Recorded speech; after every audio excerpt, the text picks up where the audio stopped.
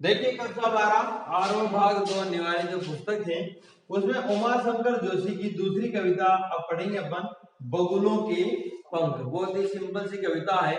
उमाशंकर जोशी क्या है, आकाश में बगुलों की एक पंक्ति को उड़ते हुए देखते हैं। सफेद सफेद पंख होते हैं बगुलों के, उनको पंक्तिबद्ध एक बिल्कुल अनुशासन में उड़ते हैं, वो इधर उधर नहीं होते, एक लाइन से उड़ते हैं, पंक्ति में उड़ते हैं। तो उनको देखकर वो मानो अपने आप को ही भूल जाते हैं, सब कुछ भूल जाते हैं कि वो इनको दृश्य इनको बहुत ही सुंदर लगता है। इसी का वर्णन इसमें किया गया है। तो देखिए क्या कहते हैं, बगुलों के पंख। नभ में नभ में पाती बंधे बगुलों के पंख, चुराए लिए जाती वे मेरी आंखें। कि नभ में मतलब आकाश में, पाती बंधे यानी कि पंक्ति में बंधे हुए, लाइन वाइज है ना, बगुलों के पंख, इन बगुलों के ये पंख चुराए लिए जाती वे मेरी आंखें। कि मानो ये एक पंक्ति में जो बगुले उड़ रहे हैं आकाश में, नभ में यानी आकाश में, वो एक पंक्ति में इस प्रकार उड़ रहे हैं कि मानो वो मेरी आंखों को ही चुरा कर ले जा रहे हैं। यानी कि मेरी आंखें उनसे हट ही नहीं रही है, मेरी आंखें उन पर बिल्कुल लगातार टिकी हुई है कि वो कितने बिल्कुल एक लाइन में अनुशासन में एक साथ उड़ रहे हैं।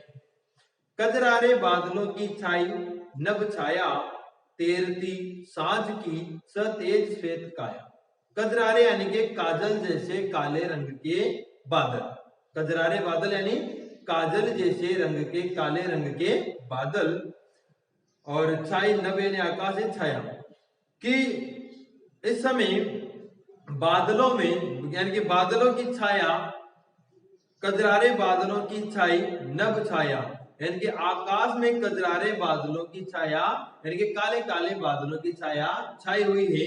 तेरती सांझ की यानी कि उतरती सांझ की सतेज तेज पूर्ण श्वेत काया, काया काया यानी कि शरीर, सतेज यानी कि तेज पूर्ण। कि मानो ये इस प्रकार लग रहे हैं बादल कि ये तेरती सांझ की सतेज श्वेत काया हो, यानी कि जिस प्रकार सांझ उतरती है तो उसका तेज पूर्ण, उसका तेज दिखाई देता है ना अपने को सफेद, तो वो बिल्कुल सफेद काया के समान लग रहे हैं।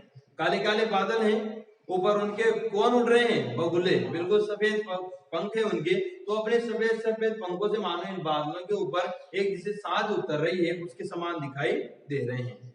होले होले जाती मुझे बांध निज माया से, उसे कोई तनिक रोक रखो, वह तो चुराए लिए जाती मेरी आंखें, नभ में पाती बांधी बंधी बगुलों की पाखें। इसका अर्थ देखिए, होले होले यानी कि धीरे धीरे, और आगे आया है कि माया, माया यानी कि जादू या आकर्षण, जादू या आकर्षण। नीचे तनिक, तनिक यानी कि थोड़ा, नॉर्मल शब्द है। आगे देखिए आप, इसका अर्थ करते हैं होले होले जाती मुझे बांध निज माया से। कि ये जो बगुलों की पंक्ति, यानी कि बगुले एक पंक्ति में बंधे हुए बिल्कुल एक साथ उड़ रहे हैं, ये दृश्य, इस दृश्य, ये दृश्य धीरे धीरे जाती मुझे बांध निज माया से। कि मानो ये दृश्य, ये प्रकृति का जादू, ये प्रकृति का आकर्षण, यानी कि इन बगुलों का पंक्ति में उड़ना मानो मुझे धीरे धीरे मुझे अपनी माया से बांध रहे हो, यानी कि इनके आकर्षण से मानो मैं धीरे धीरे बंधता जा रहा हूं। उसे कोई तनिक रोक रखो।